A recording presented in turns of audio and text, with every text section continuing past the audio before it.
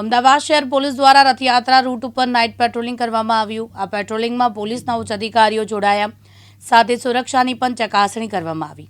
અમદાવાદ શહેર police commissioner GS Malik પણ આ પેટ્રોલિંગમાં જોડાયા। અમદાવાદના જગન્નાથ મંદિરેથી દર વર્ષની જેમ આ વર્ષે પણ અષાઢી સુદ બીજના રોજ ભગવાન જગન્નાથની રથયાત્રા ધામધૂમથી નીકળવાની છે, ત્યારે ભક્તોમાં ભારે ઉત્સાહ જોવા મળી રહ્યો છે।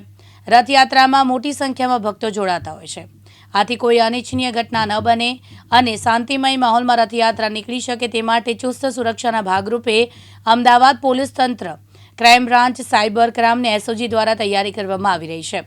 આ વખતે નીકળનારી ભગવાન જગન્નાથની 147મી રથયાત્રાને લઈને અમદાવાદમાં જમાલપુર જગન્નાથ મંદિર ટ્રસ્ટ અને વહીવટીતંત્ર દ્વારા પૂરજોશમાં તૈયારીઓ ચાલી રહી છે, જે હેઠળ રથયાત્રાના સંવેદનશીલ વિસ્તાર અને રૂટ ઉપર ક્રાઇમ બ્રાન્ચે foot patrolling, 3D mapping, AI સહિતના ટેકનોલોજીનો ઉપયોગ કરવામાં આવી રહ્યો છે।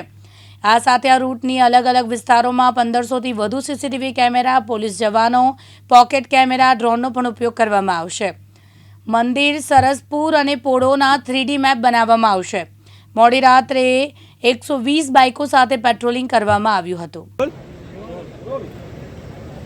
ભગવાન શ્રી જગન્નાથજીની જે રથયાત્રા હોય છે એ અમદાવાદ પોલીસ માટે એક સૌથી મોટો બંદોબસ્ત આખા વર્ષમાં ગણીએ તો એ બંદોબસ્ત સૌથી મોટો હોય છે। એના અનુસંધાને આજે તમામ આપણા અધિકારીઓ અને જે બીજા ઇન્સ્પેક્ટરો વગેરે છે તમામ આ રૂટ જોઈ લે। એ લગભગ 16 કિલોમીટરના રૂટ છે।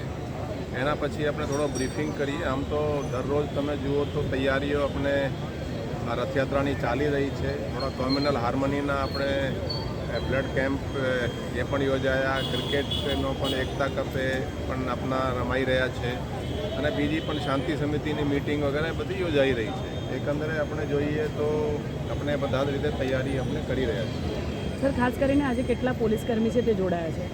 આજે લગભગ 100થી ઉપર ગાડીઓ છે, એમાં બધા અધિકારીઓ છે આખા અમદાવાદના જે છે। લગભગ મારા હિસાબથી કરીબ 501 કે પ્લસ હશે, 500થી 700 કે આસપાસ। સર, કયા રૂટો ઉપર સરપ્રાઇઝ કરશે, કયા રૂટ ઉપર સરપ્રાઇઝ કરશે? નહીં, આ જે રૂટ છે અહીંયાથી જઈને આ લગભગ 16 કિલોમીટરનો જે રૂટ છે, જે અહીંયા મેન DCP ઝોન 3ના જે એરિયામાં આવે છે, એ બધાએ અહીંયા જોઈને એના બધા અધિકારીઓ જોઈ લેશે, પછી આપણે ચર્ચા પણ કરીએ।